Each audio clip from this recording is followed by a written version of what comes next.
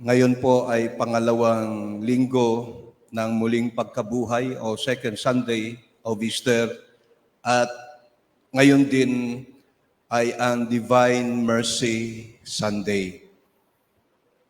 Pero hindi ako magbabahagi tungkol sa Divine Mercy. Ang focus ng aking pagbabahagi ay ang narinig natin na mga pagbasa, lalong-lalo na ang pagbasa ng Ebanghelyo. Ang ganda ng balita na ating narinig sa pagbasa ng Ebanghelyo, pero nasingitan ito ng pagdududa ni Tomas. Thomas refused to believe. Pwede naman siyang maniwala, pero ayaw lang. May mga kondisyon pa siya. Ang sabi niya, hindi ako maniniwala hanggat hindi ko nakikita ang butas ng mga pako sa kanyang mga kamay. At naisusuot dito ang aking daliri. At hanggat hindi ko na ipapasok ang aking kamay sa kanyang tagiliran. Si Tomas ay maaaring naglalarawan lamang ng mga ilan sa atin.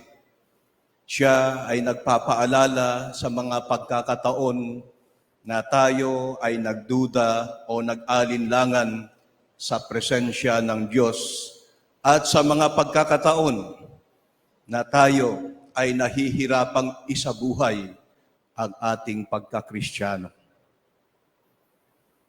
Ilan ba sa atin ang umalis o tumiwalag sa pagkakristyano? Kahit nga sa mga kaparian, may mga umalis din.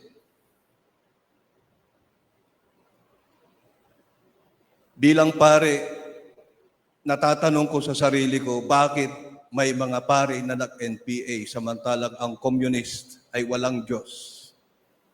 Hindi kaya't may problema din sila sa kanilang pananalig o pananampalataya. Ilan sana matutulungan nila sa parokya. Pero bakit nandoon sila sa mga armado? Ang maganda naman sa kwento, sa bandang huli, na-overcome ni Tomas ang kanyang pagdududa at niyakap ang pananampalataya nang sabihin niyang, "My Lord and my God." Panginoon ko at Diyos ko. Ngayon, kung balikan natin ang sitwasyon sa narinig natin sa pagbasa ng Ebanghelyo, ang mga alagad ay nasa isang bahay. Ang sabi, the doors were locked. Nakapinit ang mga pinto. Alam natin kung bakit noong dakpin si Jesus, pahirapan at ipako sa krus, sila rin ay natakot. Kung ang kanilang pinuno ay hinuli, baka sila ay isusunod.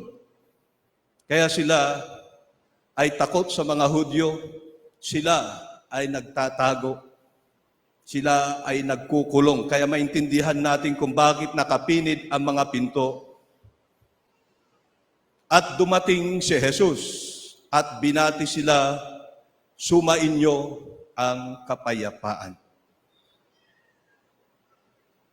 Ang tanong dito ay, paano kaya nakapasok si Jesus?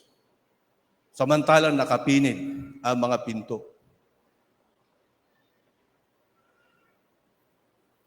Hindi na siya bihag ng puok at panahon.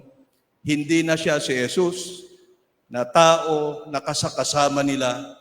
Ang sinasabi lamang dito, siya ay namatay at muling nabuhay. Iba na ang kanyang presensya. He is now the risen Christ. Siguro ay maikukumpara natin sa mga kwento ng multo na sinasabi nila, na kahit nakapinit ang pinto ay pwedeng papasok. So iba ang kanyang presensya. Kaya sa mga apparition o pagpapakita ni Jesus sa kanyang mga alagad pagkatapos, na siya ay muling nabuhay, maririnig natin hindi siya agad nakilala o hindi siya nakilala. Para sabihin lang na iba ang kanyang presensya. Ibang uri ang kanyang presensya dahil siya nga ay muling nabuhay. He is now the risen Christ. Binati sila doon sa unang pagkakataon 2 beses na binati sila ng kapayapaan. At doon sa pangalawang pagkakataon ay may idinagdag, kung paanong sinugo ako ng Ama, gayon din naman sinusugo ko kayo. As the Father has sent me, so I am also sending you. May kasamang misyon ang kanyang pagbati. Ipinagkatiwala sa kanyang mga alagad ang misyon ng kapayapaan. Ang bigay niyang kapayapaan ay dapat ipamahagi at hindi sarilinin. Kaya sa bandang huli, maririnig natin, go! Sila ay kinumission. Katulad ng mga biyaya na ating natatanggap ay hindi sana sarilinin, kundi ibahagi natin sa ating kapwa. Ang kapayapaang ito ay makakamit sa pamamagitan ng ating pagkilos. Hindi magkakaroon ng kapayapaan kung tayo ay hindi kikilos. At lagi kong naaalala ang sinabi ni Rabin kay Arafat, if you want peace, go to peace. Ibig sabihin, ikilos mo, you work for it. At sinabi pa ng Panginoong Jesus, tanggapin ninyo ang Espiritu Santo. Nangangahulugan lamang na magtatagumpay lamang ang kanilang misyon sa pamamagitan ng banal na Espiritu. Hingin ang kanyang gabay at tulong. May mga pagkakataon na kahit alam natin na kumikilos ang Diyos sa atin, na siya ay ginagabayan tayo ay na-frustrate kapag tayo ay pumalpak. Huwag sana tayong ma-frustrate kung alam natin na ang Diyos ay kumikilos at kung bakit mayroong kapalpakan. Maaring bahagi ito ng gustong mangyari sa atin ng kanyang kalooban at maaring ito rin ang magpapadalisay sa ating mga ginagawa. At ipinagpatuloy pa ng Panginoon, ang patawarin ninyo sa kanilang mga kasalanan ay pinatawad na nga.